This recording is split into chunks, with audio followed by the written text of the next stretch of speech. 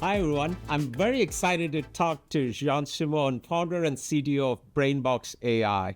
This is a company that is doing amazing things in applying AI, especially generative AI, in the space of real estate and building to not only optimize cost, but also make environment a lot more greener. So now let's dig in.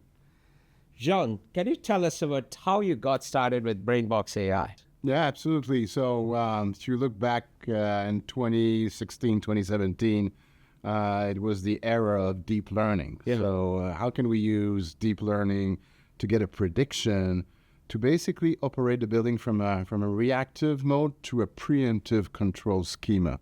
And using basically the deep learning neural network to give us a prediction of what will be happening in the next few hours. We were then able to use that prediction with algorithm, which will operate the building into a predictive fashion instead of a reactive fashion. And automatically we go shave, 15, 20% of energy saving just by flipping from reactive to preemptive control. That is awesome. And when you say energy savings, do you mean by like optimally decreasing temperatures in different parts, or how do you accomplish those savings? No, we kind of, I think the prediction, it's a bit like the movie Back to the Future, right? We go in the future, we see how horrible it is. Yeah. Then we come back in the present and we tweak a bit the different systems, so we basically manufacture a better future. And we go back in the future and validate that everything is indeed a better world. So it's like the fluctuation. When you're in reactive control, you always react when the event is happening. So you're doing extreme reaction. You change the pump to a very high value, and then you stop it, and then you start it again. So you're generating a lot of up and down in fluctuation, which create comfort problem and consume a lot more kilowatt. Oh, that's all right. So the kind of decisions you make with your deep learning models early on was actually like what is the right set of temperatures, HVAC settings, and various things. So can you kind of give us? Yeah. So let's say if you have chillers and you're producing chilled water because you need to cool down an entire office tower. Yeah. The big question is how many tons of chilled water should you produce for this afternoon peak? So most of the building, the way they operate in a reactive mode is they produce a lot of chilled water just in case they're facing an extremely high peak. But really today is not that situation. So they're producing a lot of chilled water from that thing. And they actually, with the pump, not only producing that chill water, moving it into the entire building just in case they need it. That makes sense. So you basically are able, with a prediction, to match the demand with the production level in a very optimal fashion. So 50 to 20% in energy consumption and savings is like a big deal, not just for the environment, but also actually a big deal from a CapEx and OpEx perspective, I would imagine. So, that's awesome. Now, I mean, this sounds like a lot of them are like predictive models based on deep learning and so forth. So what is the world been after generative AI has come along? Are there any fundamental changes in your offerings or new kind of things have been enabled? Or? Yeah, absolutely. I mean, it's funny because we keep reading, Gen AI is changing the world. It is changing the world. So when you look at what we had before, and it's funny because we talked at BrainBox, 2017. Yeah. That hold as a company, right? Yeah. And we talk internally as we have our legacy technology. And legacy technology, well, that's the deep learning, the algo, which operate the building. So we have all these algo which use a prediction that are operating without any human in the loop. Pump, all the ventilator, all of the system, which is generating the cooling, the heating, and the ventilation in the building. So this is the kind of what we call now the legacy system. But these algo, they operate the pump, and if they start to detect that the pump is having an issue, they will stop modulating the pump. Yeah. They will basically go in safe mode, saying, "Oh, I don't like what I see with that pump," and they stop there. Yeah. So the Gen AI is kind of that new layer on top, which is able to absorb a lot of knowledge from what usually the engineer has in his head regarding, well, yes, the pump is having a different behavior. Let's analyze that and let's try to find what is the source of the problem. So doing the diagnostic of what's the problem with that pump and what should be the next action to repair that pump. Should we send a technician? Should we order a part number? Should we operate the pump in a different fashion because we're probably not following the manufacturer recommendation, and that's why the pump is having that kind of issue. So it's really what usually an engineer is doing, which is trying to find the root cause and do that analysis to find a solution to a technical problem. So that's what the Gen AI is kind of giving us as the form of an autonomous AI agent using the LLM as an element to basically analyze, figure out what is the problem, and find a solution or guide the human into what is the best solution to fix that problem. Right. So is the manifestation of this capabilities like a assistant, a building assistant, or how does it actually show up? So we call it ARIA, and it's basically, we took the Bedrock system, that I like to call the carousel of Bedrock, and we built that autonomous AI agent with a different other component of the AWS services, which are able to use the different services as a tool, use all of our endpoint, because we already have all the data from the building. Because we have all of these legacy algorithm operating the building. So we already have within our data lake all of the information for that building, and we know that data is accurate. So we could use it, we could trust that data. So we connect, if you want, Bedrock into that pool of data, and we use it as the source of truth. So then Bedrock and the different LLM within the Bedrock are able to help us find what is the problem. That's awesome. Actually, a lot of folks end up thinking like these LLMs are replacing the predictive models and so forth. But yours is like one of the simple but crystal examples of how Gen AI experiences are augmenting this. Just double-clicking on ARIA, how it is architected. You started hinting at some of this. So is ARIA like the way you're building it using Bedrock and doing a retrieval augmented generation? Can you double-click and walk us through that? Absolutely. So I think what's important to understand is like we have different type of customer, different persona. So depending who's your persona, as you enter, as you basically log in, your persona is going to be loaded, and that's going to be key into the prompt engineering. Because if you're the sustainability officer, the type of discussion you're going to have with the agent is quite different than your CFO. Nice. Different question, different interest, different goal of what type of discussion I would like to have. So that's, I think, it's a first key interesting component. Then we move into the worker. And it's interesting because we use the Bedrock at two key moments, right? The first moment is we're going to have this component of Bedrock telling us, okay, it seems that the human is asking us this. What is our strategy to answer that question? So that's the first aspect. And then we're going to go get all of the data, the information to assemble what we need to craft the answer. And then we're going to go back to Bedrock and say, okay, now we're ready to craft the answer. So we're going to basically use the Bedrock to prepare the answer now that we have all the information.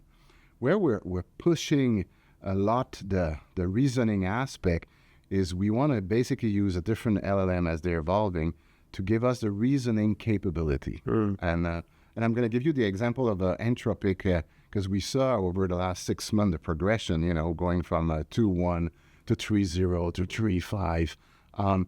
And like we were looking at 2.1 and really does not really know HVAC, does not really know building engineering. So we have to be very careful when we had a discussion with it. When we reached like 3.0, clearly we had knowledge of whatever is on the book in mechanical engineering at university. Because you could start to see the reasoning happening on a very narrow topic, which is building engineering. And then 3.5, it was even augmented. So it's fascinating to see that progression happening very rapidly, and we're surfing on that, right? Because that's the key element. That's awesome. And what kind of reasoning type questions sounds like you're able to leverage something like Claude 3.5 on Bedrock and apply like a RAG style pattern using that. But can you give an example of like an deep reasoning style questions that are possible today that was not like even 6-12 months before? Yeah, absolutely. So I'll give you an example.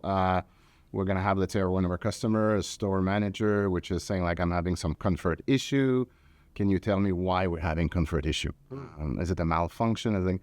And then you're going to have the area starting to get information and say, well, I see the comfort issue is created by some cycling of this and this equipment. And the cycling is created because there is a belt problem on this equipment, combined with the fact that there's a high variability of outside temperature happening at the same time. And it seemed that the belt is not doing the job when there's very accelerated temperature decreasing outside and temperature increasing outside. Think of Texas when there's a very hot and humid air moving in, and Houston. And suddenly the equipment is not able to really rapidly compensate that shift of temperature outside. And it basically tell you everything that I just tell you into a chat discussion saying, you should change that belt. That's amazing. So the ability to retrieve the right amount of data and then iterate and introspect and summarize the finding, that's it's a fascinating example of what's possible with generative AI. So now, other thing I did want to actually, we talked about what is possible today that was not possible 6-12 months ago. Now, what do you think will Gen AI enable in the next 24 months? So, I mean, Swami, I have to tell you, like, we're pushing your teams. I think we're pushing everybody to really not only be at the tip of the spear, but really be like kind of the first to open the road forward. So we're already like, we really want to have like that permanent session. So let's say you're a technician in Seattle and in charge of, 25 building. We don't want to restart that session. So you're having like a memory context. Exactly. Okay. So every day that you log in back, we know everything that what was happening over the last few months is already there, and we continue the discussion and we continue the work together as a AI assistant, if you want. Then we want to really push and give it mission. So we're pushing into the autonomy, saying, I want, well, you're going to go for the weekend, right? Because you're a technician, you have the right to your weekend, and you're not going to be reachable this weekend, so we'll not be able to buzz you on your cell all the time. So you're going to give a mission to your area. You're going to say, over the weekend, please supervise all my 20 building, and if you see some situation, I authorize you to take action on my behalf. So giving it a mission and giving it rule of engagement. And of course, when I'm back Monday morning, I would like to have a report of everything that you decided while I was away. And that is the concept that right now, like, everybody's working, like people on your side, people on our side. We're trying to assemble that capability to have that autonomy to basically have a mission with rule of engagement and basically operate the asset on behalf of the human while the human is busy doing something else. That's us. It's almost like having a buddy or an assistant that you can delegate such set of tasks. Absolutely. That you can actually, watch over. Seems like an amazing capability to have in the future. It's very interesting because, of course, we're very segmented into that, building operation, real estate. But we see that the potential application of everything that we're doing that could be replicate in tons of other industry. How do you ensure that the autonomy that you give to the agent have appropriate guardrails or so forth? That is the challenge. So how can we make sure that while you're enjoying your weekend, that area is not going into a crazy mode, right? And blowing boiler left and right, and so that is the basically. Everybody knows it's going to be pretty easy to authorize area to give order and to change different control parameter. The question is, how do we make sure that what area is about to do is the right thing? So all of these guardrails, all of these safety are super important. And even in our world of building engineering, bias is quite interesting. Because you don't, mechanical engineer in Paris and mechanical engineering in Washington, D.C. are two completely different animals. They actually don't like each other. Because I'll give you the example of museum. You don't condition the space in the museum in Paris the same way you do in Washington, D.C. These are different school of thought of how do you preserve piece of arts. The French will tell you, it's been through a lot of war and everything, and we don't need to keep it that tight in terms of temperature and humidity. Washington, D.C. will tell you, no, it's a piece of art. It needs to be like within 1 degree variation. Humidity should never vary that by more than 5%. So you have to be careful because ARIA will be playing on different continent and different countries. So it need not to, you don't want to have ARIA to insult a French engineer because it's basically coming with this American way of doing museum management. So the customization. Exactly. So the bias need to also happen at the persona and the localization. Okay. Localization for building engineering is an interesting one as well. Now, for others who are actually watching this and wanting to get started with reinventing or augmenting their businesses with generative AI, what are say top 2 to 3 things as advice you will actually tell them? Well, first of all, when somebody tell you that, no, it's not going to be possible, do it anyway. Because I'm in that situation every day, like, Johnson, I don't think it's going to work. I mean, why? Like, do it, try it. But try it fast so you could fail fast. Fail fast. Because the learning is there. I mean, you could have all of the blueprint you want. You could do you double check. You could do as many brainstorming sessions you want. It's only when you're going to try it and fail that you're going to really learn and move forward. So there's a lot of question on what I described previously that we really don't know how we're going to do this. But we're trying. And it's quite interesting because the team around the table is all excited to trial and learn and move forward. So I think that's the secret recipe. That's awesome. Fail fast, not fail slow. John, it's amazing what you're doing in the space with BrainBox and also building ARIA, building a system that is not only actually better for from a cost perspective, but also from the environment perspective. Thanks again for all the amazing innovation and partnership. Well, thank you for your help. And tell me, we're just starting.